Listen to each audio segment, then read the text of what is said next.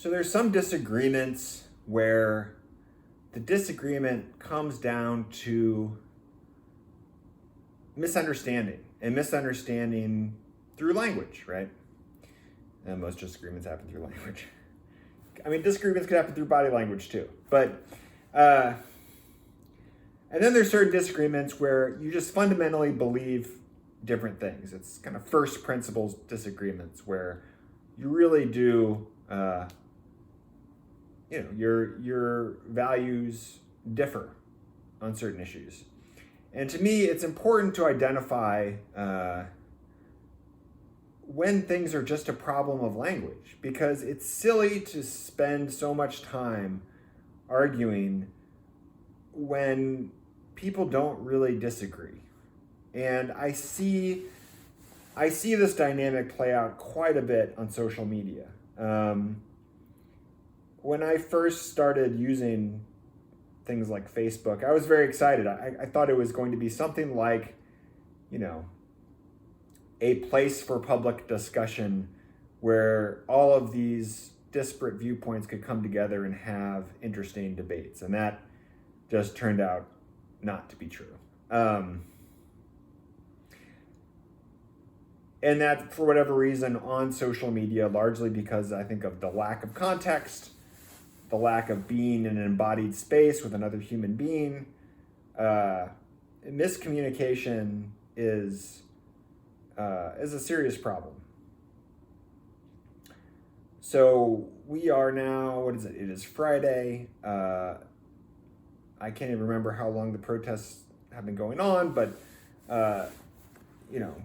George Floyd was killed by police officers. It sparked massive protests all over the world. It sparked some looting and rioting. And there's been all sorts of discussions that have come of this. And I just want to point out a couple rhetorical things that are happening in this debate. The first is that when you get into these heated issues, people get less and less tolerant of the middle ground, the gray area, the ambiguous center, right? People think of, you start to have people frame this as, these people are unthoughtful, they're ignorant, they're equivocating, right? They just need to choose a side. Right, and so the metaphorical frame that is put forward, first, it is to frame the middle as bad and weak. And then second, it's to present an issue, such as racial justice or police violence, or really any issue. I mean, and present it as if it has, talk about it as if it has two sides. Two sides like a coin. It can be heads or tails. Which one are you? Right? This is a polarizing frame. And it's not the only way to talk about these issues, right? Like when we think abstractly, we are extrapolating from bodily experience and using that to create a similar spatial relationship of ideas, of abstractions. So we have this body, here's this coffee cup, right? And I can walk all the way around this coffee cup and I can see it from all of the different angles. For instance, if I'm looking at it like this, I don't know what the handle looks like, and then I can walk around here and I can see the handle, and I can take this perspective view and get a better sense of what this object is. And we think of events like this, and we talk about arguments like this. Right? I want you to come over here and see this argument from my perspective, how I'm looking at it. And once you see how I'm looking at it, you will see that the way I'm looking at it is different than the way you're looking at it. Right? That's one way to talk about these issues. But that way of talking about it is typically flattened. it's flattened to a coin, right? My side or your side, pick one. Right? I saw somebody post something like, you can either be on the side of the American government or people of color. Pick one. Right? So this is a way to frame issues where you are presenting it as if there is a decision to be made between these two groups of people. And it's just not true. Now, to be fair to this, point of view,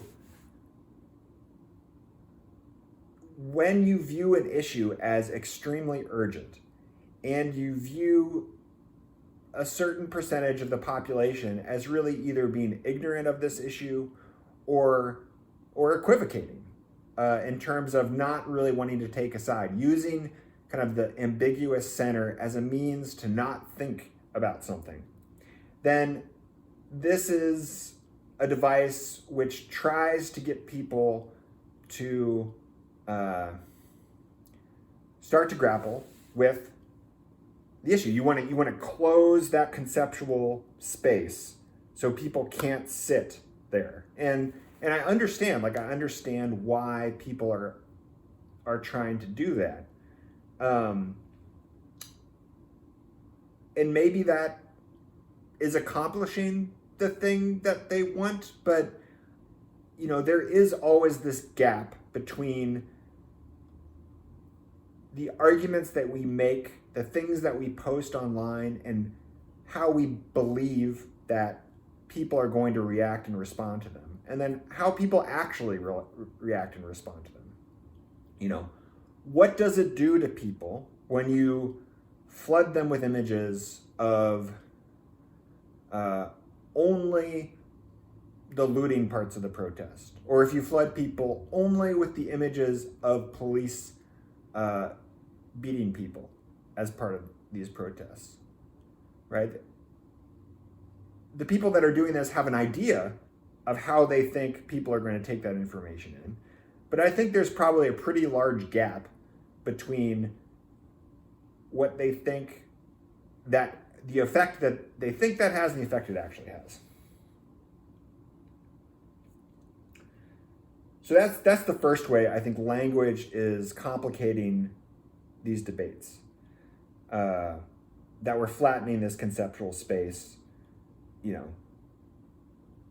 People might be doing it for good intentions, but it could be having adverse effects because there is nuance here.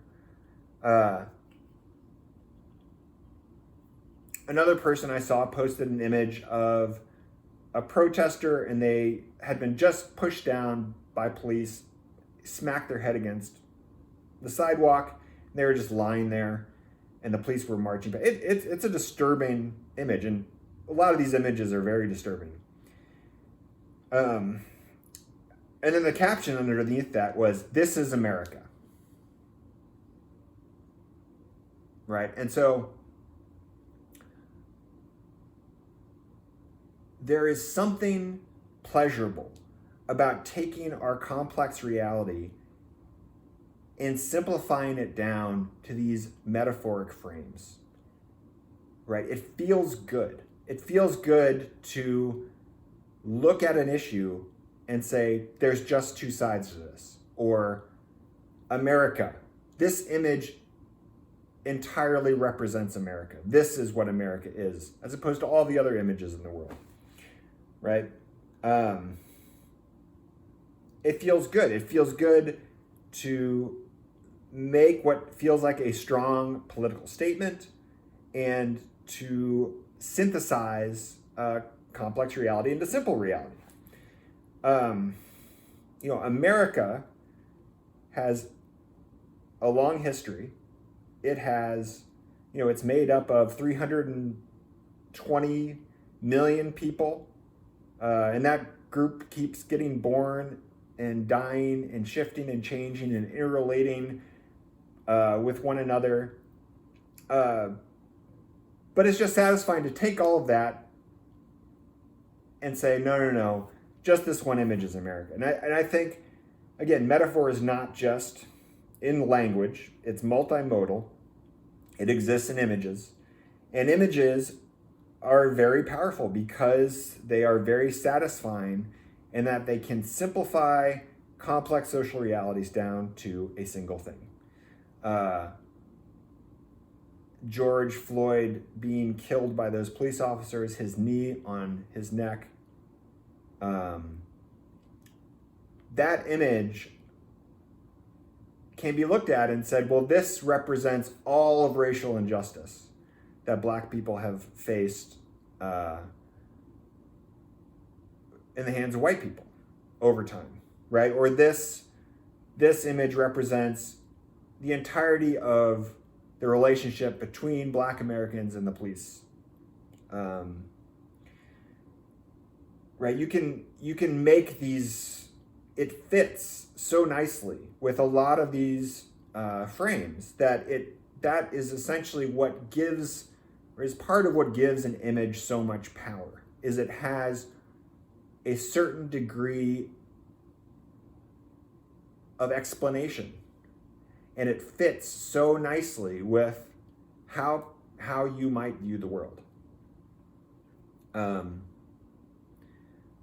again, it's not like I'm saying that this is bad. This is just the reality of meaning and how it interacts with human beings. It can be used in a bad way, right? You can have, somebody could search through all the footage and they could find the 5-second clip where a protester, or they could find the 5-second clip of someone looting a building, smashing windows, behaving the worst, right? And they could take that image and they say, this is what the protests are. This image right here, right? This is what it is and nothing else, right? And that is equally as bad or equally as, I shouldn't say bad, but it is the same thing as scrolling through all the footage, taking a clip, the 5-second clip of a cop behaving the worst that they possibly could behave and saying, this is all police officers, right?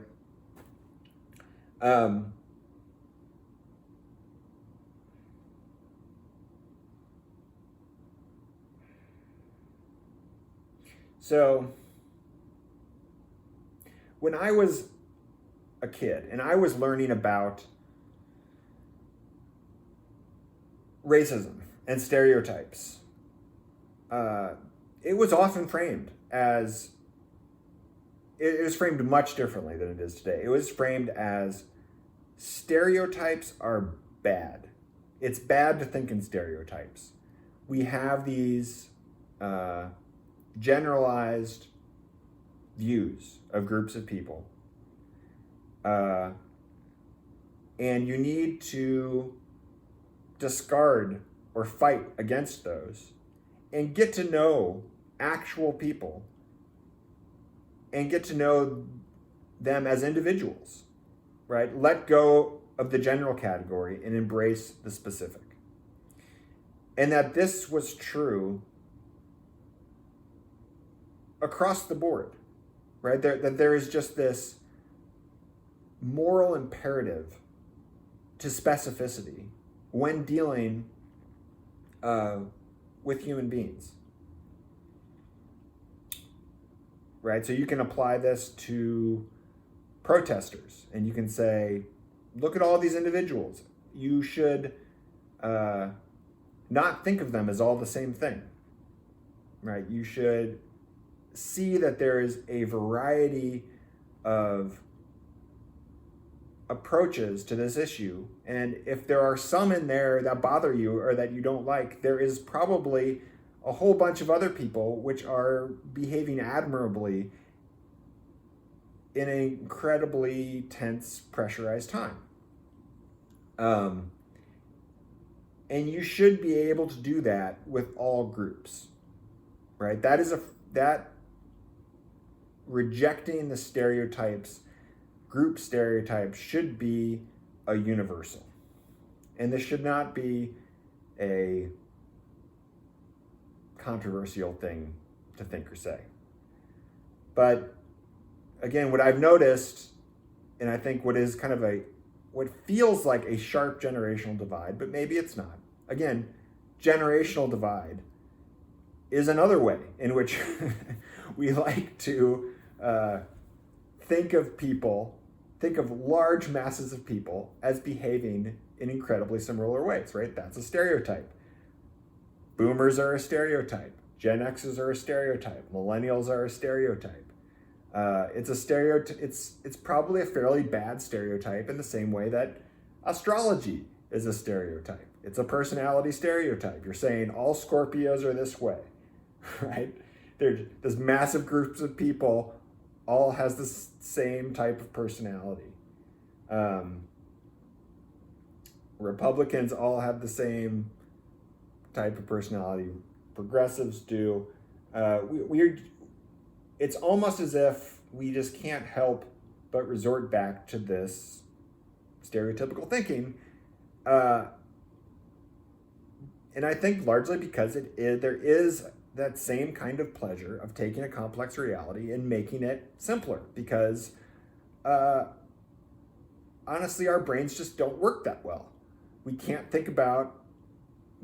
hold as many variables in our heads as we'd like to. And so we just constantly have to simplify and simplify reality in order to even talk about it or even to make sense to one another. But anyway, the thing that I've noticed is that there are some people who believe that stereotypical thinking is only bad in certain directions, right? And the direction that they use is in relationship to power dynamics, where if you have a group who is being marginalized or being oppressed in any sort of way, it is actually expected of you that you use stereotypes of the oppressor, right? So in this case, it would be police officers, the all cops are bastards, ACAB thing. It's like you are required to think in group stereotypes. You cannot treat cops as individuals. And you can see this dynamic play out in all sorts of other social issues.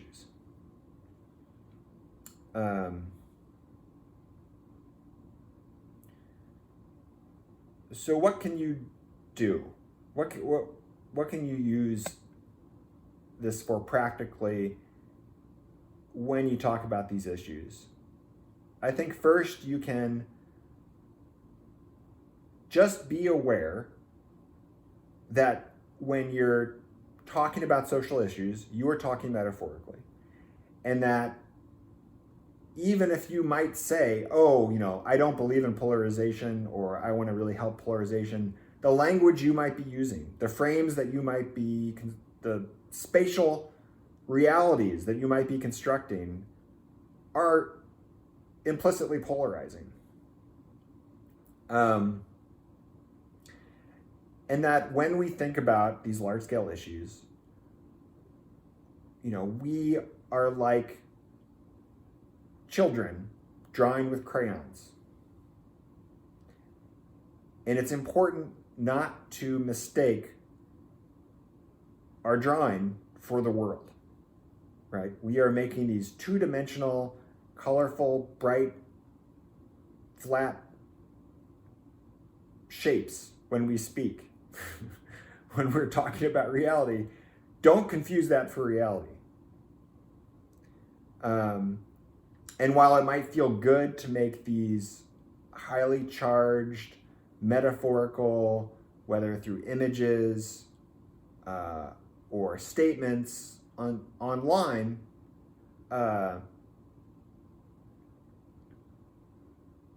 just be aware of what you're doing. Be aware that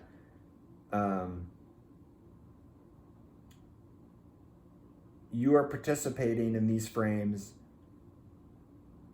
and that they might not be having the effect that you think they would have on other people?